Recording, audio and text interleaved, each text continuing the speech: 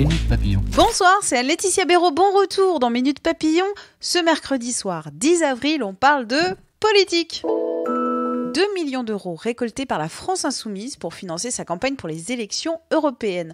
Le parti mené par Jean-Luc Mélenchon a annoncé aujourd'hui avoir atteint ce plafond auprès des particuliers via un emprunt populaire lancé fin mars.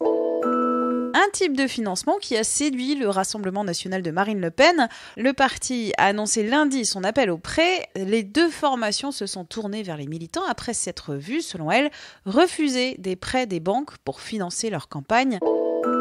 On a un déclin du catholicisme, mais en même temps, il est revenu au centre du jeu politique. C'est la thèse paradoxale de Yann Raison du Cléziou qui a publié une contre-révolution catholique aux origines de la Manif pour tous, chez Seuil.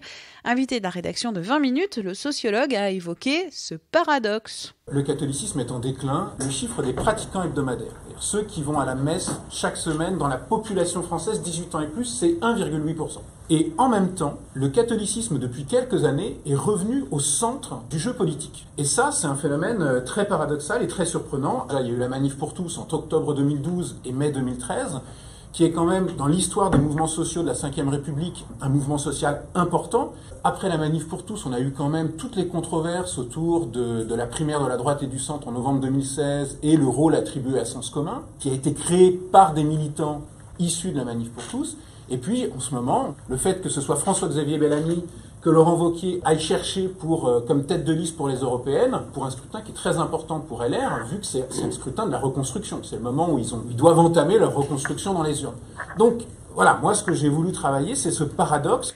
Une interview à retrouver sur le compte Mets vos caméras sur YouTube. Politique, la série Capitaine Marlowe, le carton d'hier soir sur France 3. Ma collègue Ingrid Zerbib était derrière le poste à relever les pics et références. Parmi elles, bonjour, c'est la répression des fraudes, je viens de Levallois. Coucou les Balkany. T'inquiète pas, on n'est pas dans une audition au Sénat. Salut Benalla.